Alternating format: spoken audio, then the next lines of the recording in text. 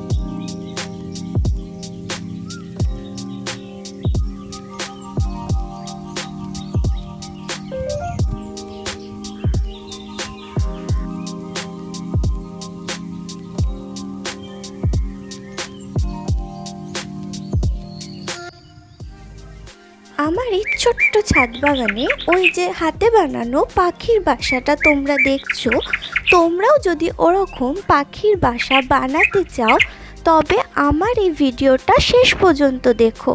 আর ভালো লাগলে অবশ্যই লাইক, কমেন্ট এবং শেয়ার করবে, আর সাবস্ক্রাইব করতে একদম ভুলবে না। চলো ভিডিওটা শুরু করা যাক।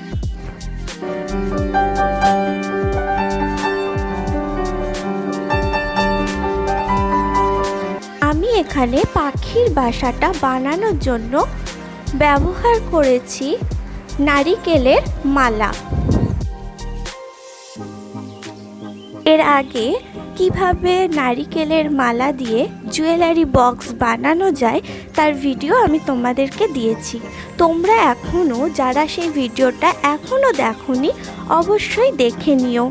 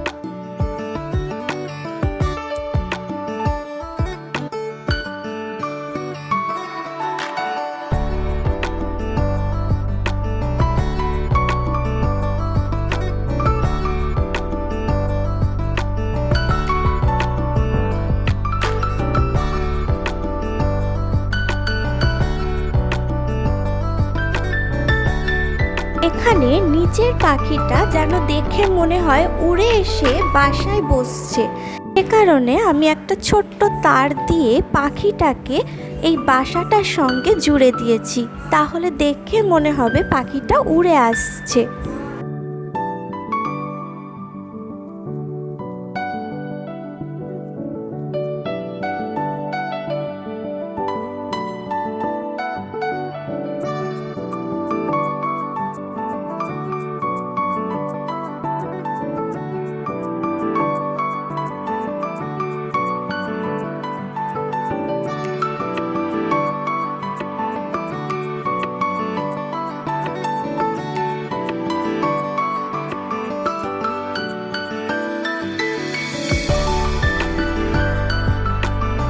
আমি আরেক ধরনের পাখির বাসা দেখাচ্ছি, সেটাও কিন্তু আমি পুরোপুরি নারিকেলের মালা এবং ছোবড়া দিয়ে সুন্দর করে পাখির বাসাটা বানিয়েছি।